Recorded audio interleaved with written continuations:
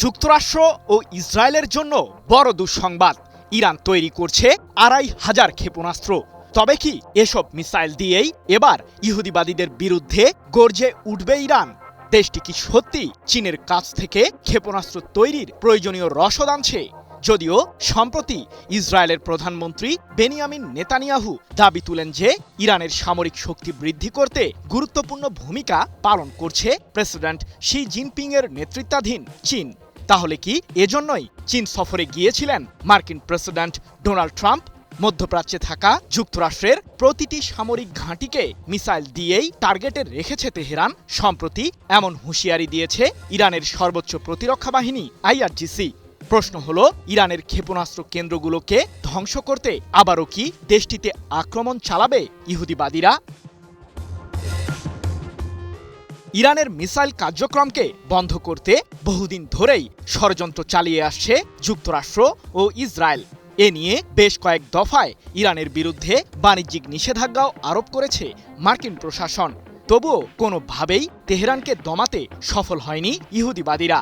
উল্টো পশ্চিমা বিশ্লেষকদের দাবি, মধ্যপ্রাচ্যের দেশগুলোর মাঝে সবচেয়ে বেশি মিসাইল রয়েছে ইরানের কাছে।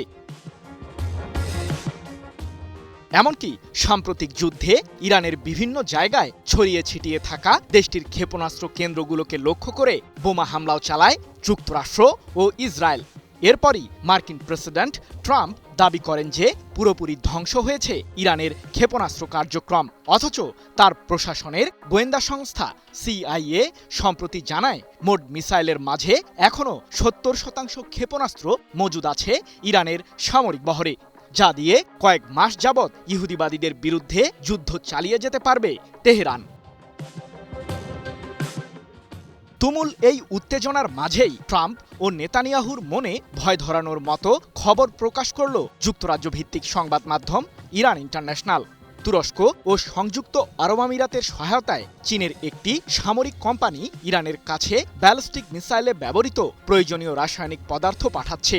সংবাদ মাধ্যমটির কাছে আসা নথিতে দেখা গেছে ২০২৫ সালের ২৬ এপ্রিল ইরানের বন্দর আব্বাসে একটি বিস্ফোরণের ঘটনা ঘটে। সে মুহূর্তে বন্দরটিতে সোডিয়াম পারক্লোরেটের বিশাল একটি চালান উপস্থিত ছিল, যা ক্ষেপণাস্ত্রের কঠিন জ্বালানি উৎপাদনে ব্যবহৃত একটি রাসায়নিক দ্রব্য। জানা গেছে, হাউকুন নামে চীনের একটি এনার্জি কোম্পানি বহু বছর ধরেই IRGCর সাথে তেল বাণিজ্য ইস্যুতে কাজ করে আসছে।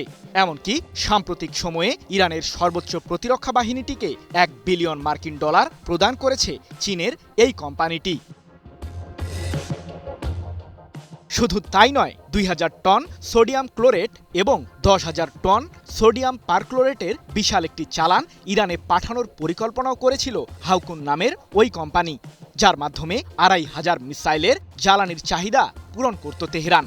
সংবাদ মাধ্যম ইরান ইন্টারন্যাশনালের দাবি, এই চালানের মূল্য প্রায় $৪৩ মিলিয়ন। যদিও এসব রসদ এই মুহূর্তে কোথায় রয়েছে সে সম্পর্কে কোনো নিশ্চিত তথ্য জানতে পারেনি যুক্তরাজ্য ভিত্তিক সংবাদ মাধ্যমটি। আমি ভরসা রাখি হিরন স্মার্ট ওয়াটার পিউরিফায়ারে।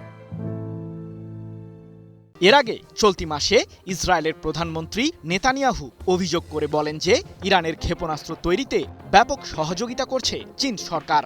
যদিও তার এই দাবিটিকে পুরোপুরি ভিত্তিহীন আখ্যা দিয়েছে বেইজিং। সাম্প্রতিক সময়ে চীন সফরে যান মার্কিন প্রেসিডেন্ট ট্রাম্প। সে সময় তিনি ইরান ইস্যুর বিভিন্ন জটিল সমস্যা সমাধানে চীনের প্রেসিডেন্ট শি জিনপিং এর সহায়তা কামনা করেন। তবে মার্কিন শাসককে হতাশ করে সে সময় চীনের পররাষ্ট্র মন্ত্রণালয় জানায়, ইরানের বিরুদ্ধে যুদ্ধে জড়ানো মোটেও উচিত হয়নি যুক্তরাষ্ট্রের। এরপরই এক প্রকার খালি হাতে বেইজিং থেকে বিদায় নিতে হয় ট্রাম্পকে। সৃজন মাহমুদ, নিউজ 24।